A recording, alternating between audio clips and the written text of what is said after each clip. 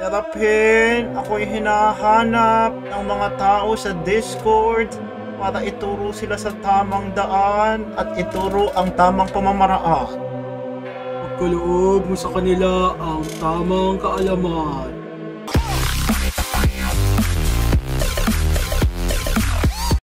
Game Changers!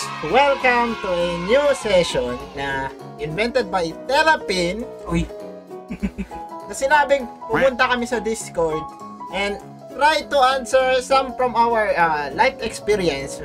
My experience as a 20-year-old. kaya bigyan kita ng konting background.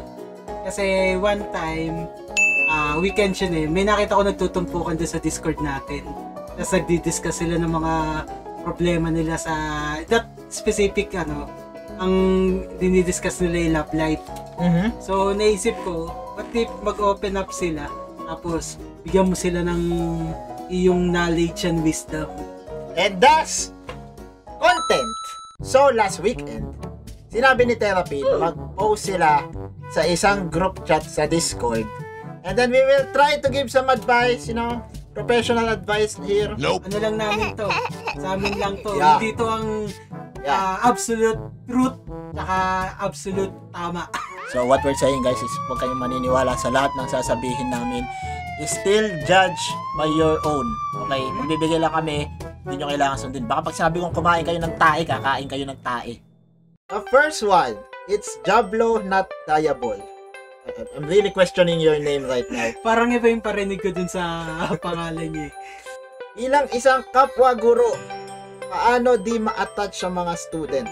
Ang hirap lang kasi na sobrang close kayo ng mga student mo and then alam mo na matatapos ang semester at hindi mo na ulit sila magiging student. Ikaw makakasagot niyan kasi ikaw ang may experience diyan. It's okay to be attached kung nagugustuhan mo yung student, but not in a relationship, okay?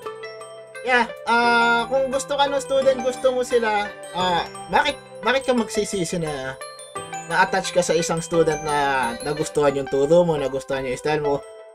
Mag-enjoy ka lang. Huwag mong pigilin yung sarili mo. Umiyak ka kung aalis na sila, graduate sila, tumanda sila.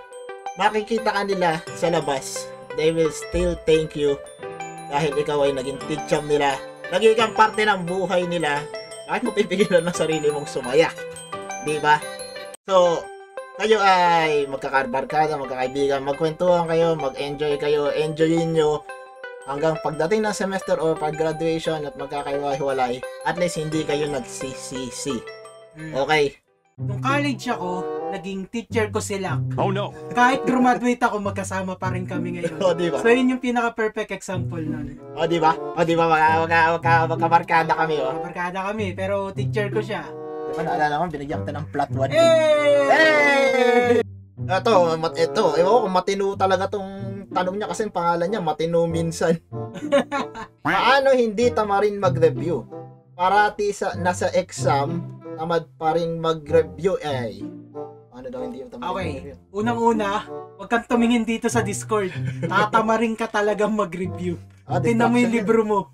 Distractions yan Distractions yan. But if you want my advice, there is a technique na kung saan magre-review ka every 30 minutes, but then ang break time mo is 1 hour. Ito yung sa bahay kung wala ka sa school.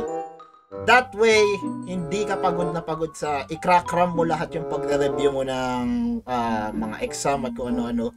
I-crack-ram mo na, bukas na, makapag-review ng 4 na oras. Tatamarin ka talaga dun. 4 na oras ka magre-review.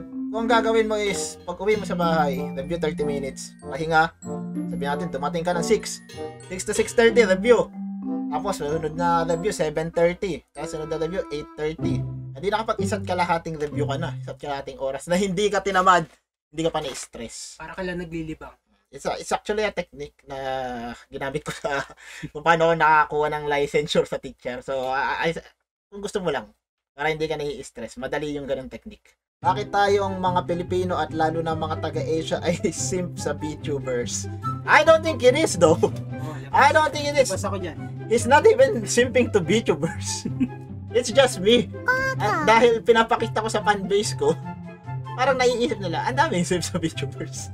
Pero sigurado ko yung mga iba niyong pinapanood. Later doesn't even watch. That Tyler 1 doesn't Watch that. Isipin mo na lang sa, halimbawa, sa trabaho mo, ilan lahat na nanonood sa VTuber? At saka ilang kayo member ng team nyo sa department nyo? Oo, ayun oh. 20 kami, ako lang yung nanonood nun. Tapos yung 19, nag-ML. O, masasabi mo bang sikat? I hate ML.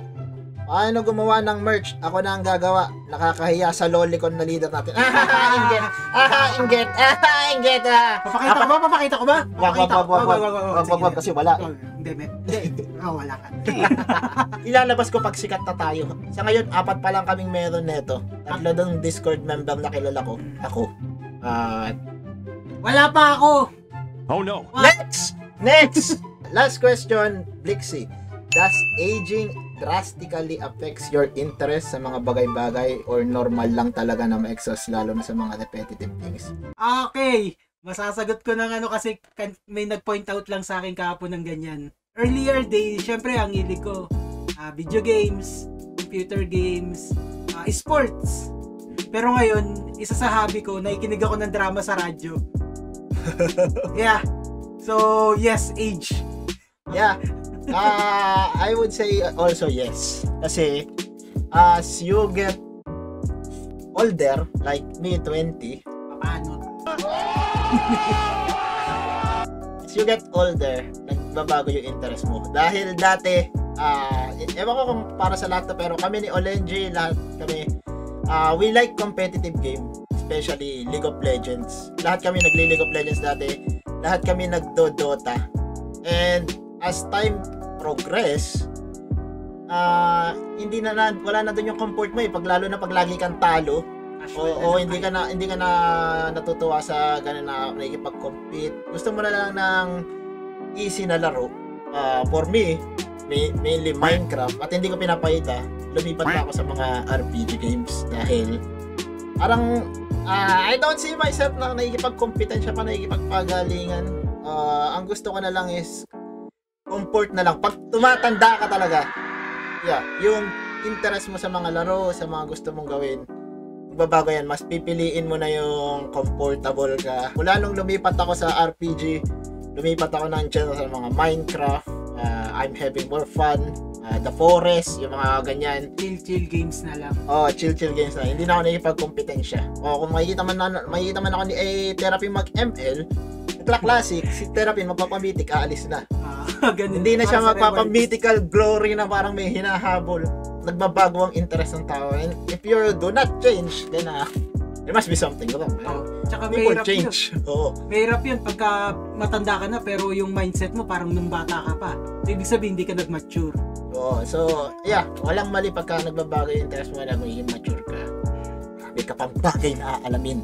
Sigurado yan. Marami ka pa matututunan.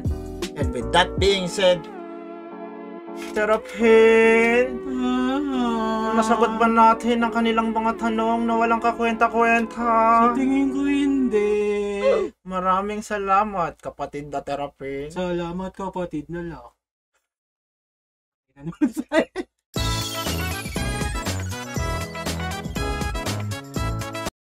Terapin, ngayon hinahanap ako ng mga miyembro sa Discord channel para ituro sila sa tamang daan. Bakit tumunog ang cellphone ko? Pagkaloob mo.